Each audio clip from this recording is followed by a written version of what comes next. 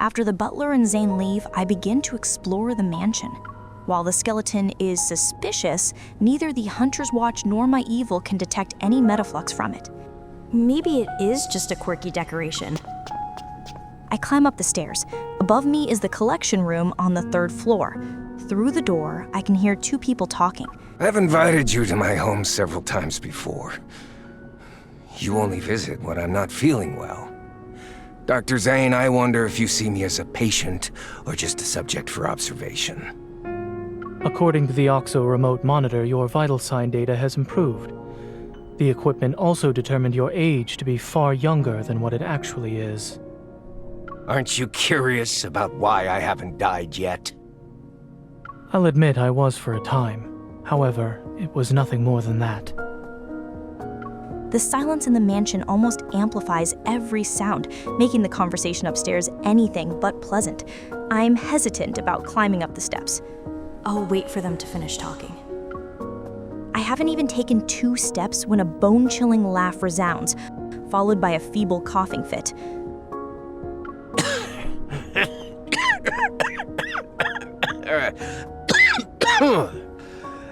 Your colleague praised you, saying there are things only the 2 of you can do. I'm very curious now. Xander Sciences will provide you with the best staff, the best lab, and even the best treatment. Dr. Zane, what you perceive as the limit of your talent is just another beginning in your career. When you reach the finish line, I'll be right there cheering for you. Lost in thought, I lean on the windowsill by the staircase, gazing at the chirping birds outside. The sound of footsteps brings me back to reality. I turn around to see Zane going down the stairs. He doesn't look away. On the handrail, his hand has countless faint scars.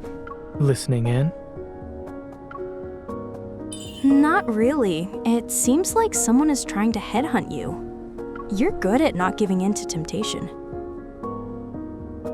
Please don't put me on a pedestal. I'm just a normal doctor.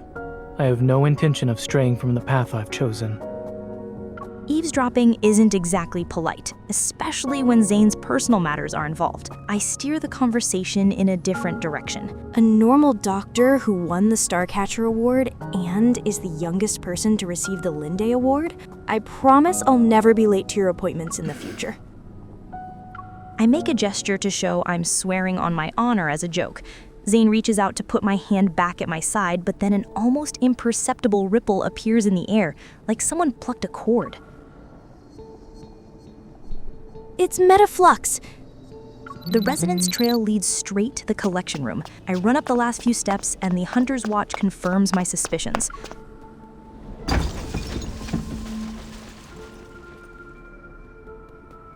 Metaflux is gathering at an alarming speed behind the heavy door. The current situation forces me to kick down the door. Raymond is sprawled out on the carpet, unconscious. The lights flicker as I sense an invisible pressure weighing down on me. The Wanderer is on the move. Zane, get him out of here. I'll handle this. How long will you be able to last? An icicle flies toward the Wanderer that appeared. In the blink of an eye, Zane is standing next to me. Let's make this quick, shall we?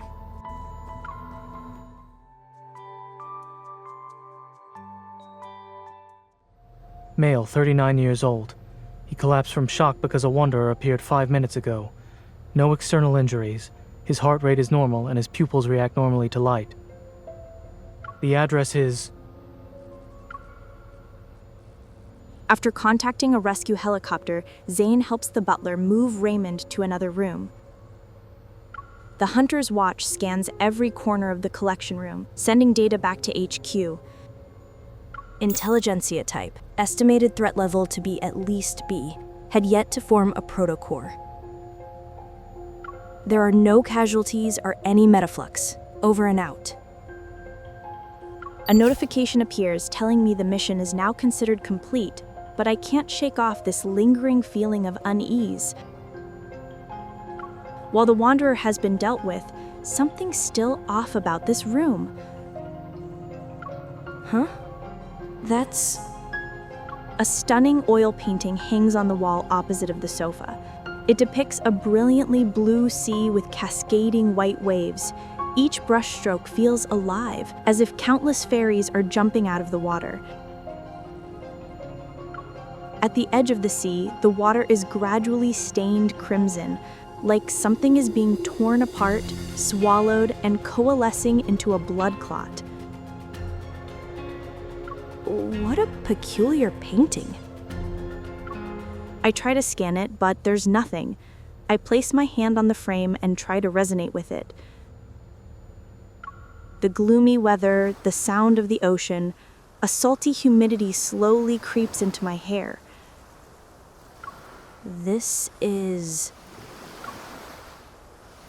I come back to my senses and realize I'm standing in the ocean. I turn around and spot a girl by the shore, the lower half of her body submerged in the water. Strange. It's almost like she's crying and laughing at the same time. The swirling fog carries a faint, ethereal melody on the sea breeze. It sounds like a song, yet is also a lament. I can't help but move toward her, but the fog becomes increasingly dense and everything begins to blur. A chilling cold gradually surrounds me. Snap out of it.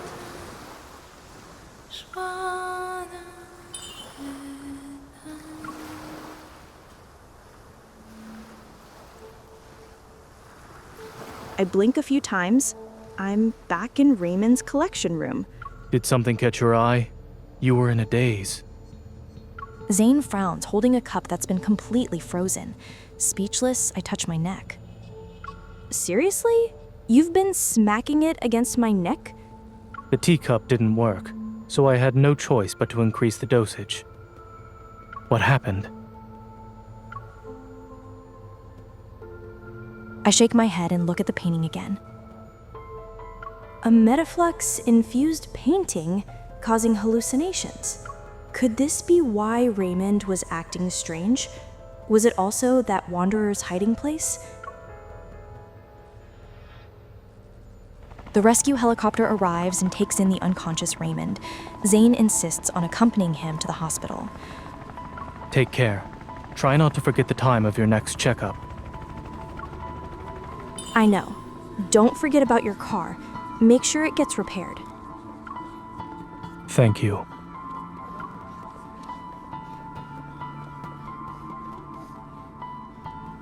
Watching the helicopter disappear into the clouds, I let out a sigh of relief. I turn on my comms again and look at the mansion. Mission HMU00483015. Coordinates are my current location. There's an oil painting that needs special treatment. The oil painting is taken back to HQ. I sit down in a chair at data analysis as Tara skillfully pulls up information from various databases. There wasn't a lot of metaflux to extract.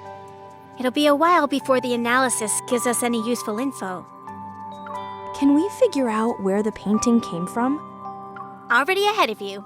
Sold from an art gallery called Flux Arts. It's owned by Thomas. He's a professional art broker. The painting's artist is Raphael. Raphael? He's pretty famous, always on the news. Probably why you've heard of him before. The transmission is complete. Tara's synchronized data appears on my hunter's watch. Raphael, 24 years old, an artist who returned to the country at the start of this year. He's a once-in-a-century genius. Records show Raphael came back from a trip not too long ago. He's an odd one. No one knows his background or his hometown.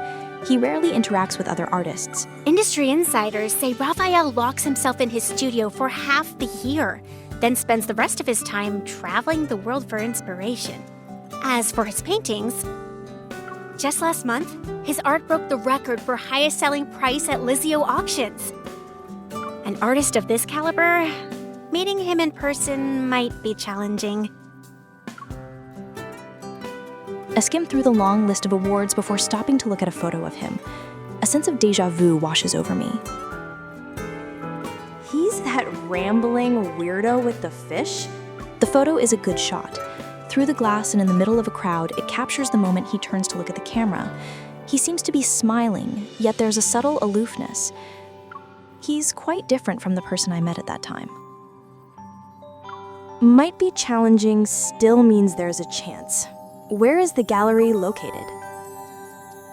The next morning, the Hunters Association arranges a meeting with Thomas.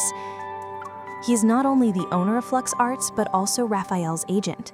Aside from running the gallery, he handles all external affairs for this artist. Since Raphael refuses visitors, Thomas is the only ticket to meeting the man himself. A white building stands tall in the city's central business district. Flux Arts is on the highest floor. I'm sorry. Thomas is dealing with an emergency right now. If you're not in a hurry, he said you could walk around the exhibition as you wait. Thank you very much. After giving me a guidebook, the staff member quickly leaves. In the exhibition, the snow-white walls are bare. The overhead lights cast a soft light on them. The more I walk around, the more empty and lonely this place is. There doesn't seem to be any fluctuations. A spotlight illuminates a large oil painting taking up half a wall. As I get closer to it, I can see each delicately painted brushstroke, the different colored layers representing the sea. This painting is... The Day of Ebbing. A voice from who knows where echoes throughout the large exhibition. It sounds familiar. I look around, but the hall is empty. Every year there's a day when the tides go against the ocean currents, and using the night's countercurrent, creatures from the deep sea are washed ashore.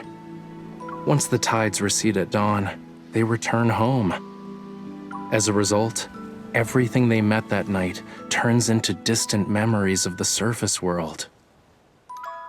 Some deep-sea creatures are obsessed with the world outside the ocean, desiring its warmth. They stubbornly wait for the sunrise before returning, all just for a sun they've never, ever seen before. Who are you? The person stops talking. Seconds turn into minutes before he responds in a languid tone. Hey, I'm Raphael. This is my art exhibition.